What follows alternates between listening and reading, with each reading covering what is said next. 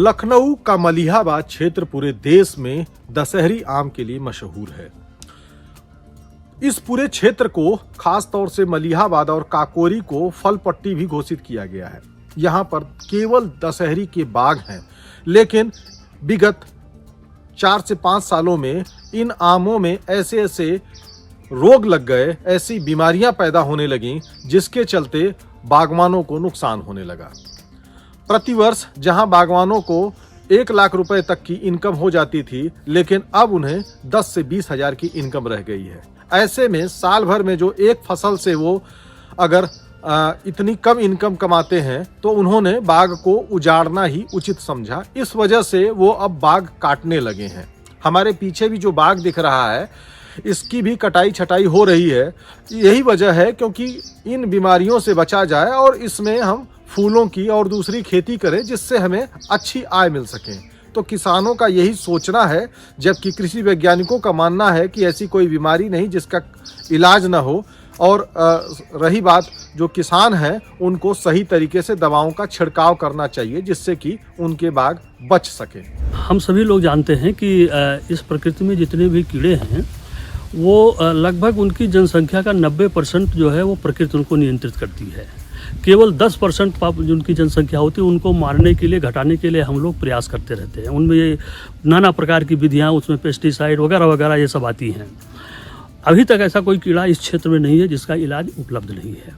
समस्या ये है कि कुछ कहीं कहीं पर चूक हो जाने के कारण ये कीड़े या बीमारी इतना विकराल रूप धारण कर लेते हैं, किसान भाई लोग हताश हो जाते हैं।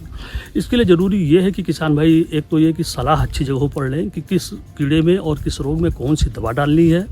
दूसरी बात ये कि अगर दवा खरीदें तो ये सुनिश्चित कर लें कि जो दवा खरीद रहे हैं कि वास्तव में वो दवा ठीक ठाक है कि नहीं ठीक ठाक है। और तीसरी बात ये कि अगर ठीक ठाक दवा भी पा गए तो उसमें एक बड़ी भारी समस्या हमारे क्षेत्र में इस चीज़ की है कि किसान भाई दवा का छिड़काव करने के लिए टैंकर जो है बाहर से मंगाते हैं, और उस टैंकर में जो दवा पड़ती है और टैंकर वाले दवा डालते हैं, उसके डालने में थोड़ी कहीं ना कहीं कमी बेसी रह जाती है। तो अगर स्वयं का टैंकर हो, स्वयं दवा छिड़काव करें और अच्छी दवा खरीद करके लाएं, और कीड़े के लिए जो कीड़ा लगा उसके लिए दवा लेकर आएँ, अच्छी कंपनी का लेकर आएँ, तो निश्चित तौर पर यह परिस्थिति पैदा नहीं होगी कि किसान भाई अपना जो है बगीचा काट करके हटाएं। कीड़े को रोका जा सकता है, ऐसा मेरा मानना है। ऐसी स्थिति में आम की जो फसल है, फसल तो अच्छी आती है, लेकिन जैसे कोरोना की महामारी आई, ऐसे ही इतने रोग हमारे बागों में पैदा हो रहे हैं कि रोगों की वजह से बागों की फसलें इतनी खराब हो जाती हैं कि लोग कितना भी केमिकल डाल देते हैं, लेकिन उसको बचा नहीं पाते। तो इस वजह से लोगों के अंदर ये आया कि अगर हम बाग को अपने ख़त्म कर देंगे, काट देंगे, तो अपनी कम से कम जो हमारी खेत होगा, खेत से हम फूल की खेती है, सब्जियों की खेती है, आदि अन्य अन्य फसलों को करके हम उससे उत्पादन लेंगे, तो वो हमारे 1 एकड़ में जहाँ पर बागों में कम से कम 1.5 लाख 2 लाख रुपए की बाग में आम की फसल हो, उससे आमदनी हो, और आज उससे 20,000 30,000 भी लोग नहीं बचा पा रहे हैं, और लाखों रुपए उसमें केवल दवाई में लगा दे रहे हैं। इसलिए लोगों का एक वो बना।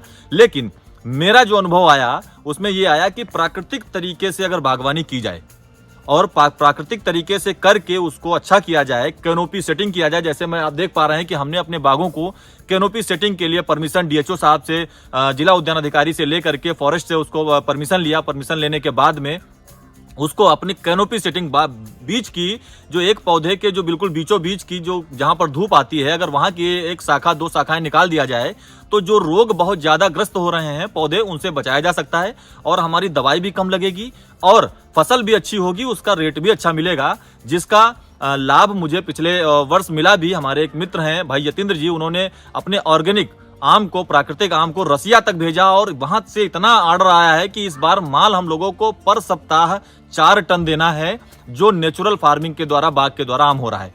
तो अगर इस तरीके से किसान उस विधि पे आता है तो अच्छा लाभ भी होगा। यही एक मूल कारण रहा है, क्योंकि जब लागत बढ़ जाती है तो लोगों को काटना पड़ता है। यही एक मूल कारण रहा है। धर्मेंद्र सिंह, किसान तक, लखनऊ।